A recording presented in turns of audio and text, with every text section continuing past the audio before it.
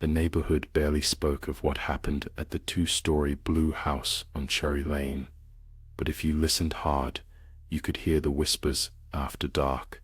Lydia had always invited her book club, smiling women with hands curled around steaming mugs, laughter echoing beneath the sound of rain pattering against the glass. The night it happened, she baked cinnamon bread, warmth filling the kitchen as she watched her friends chatter under the pendant lights. They never made it past chapter 3. Lydia listened as Clara gushed about the detective novel they'd chosen, her voice steady, until a loud knock crackled like thunder at the door. Everyone froze. Lydia stood, palms moist, and opened it to nothing but the cold, heavy silence of the street. A shudder slithered down her spine. Later, after the first glass of wine and nervous jokes, another knock erupted.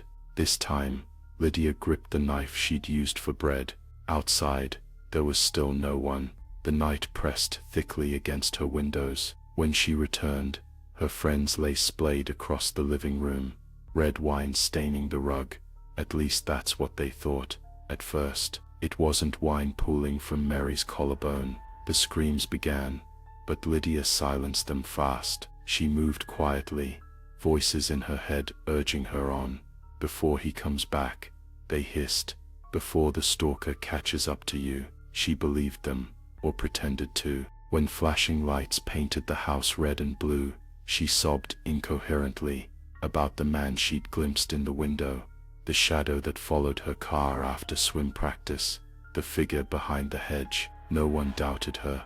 They found her trembling, smeared, and broken.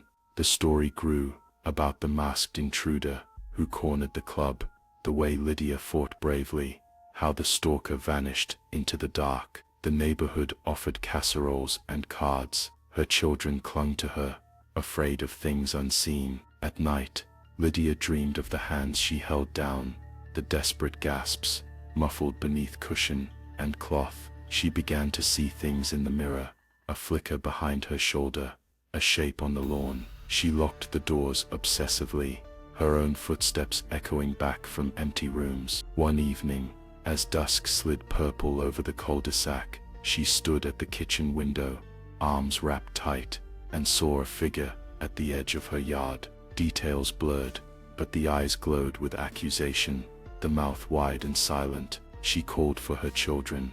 They didn't answer. A closet door creaked open upstairs. Footprints sounded in the hall.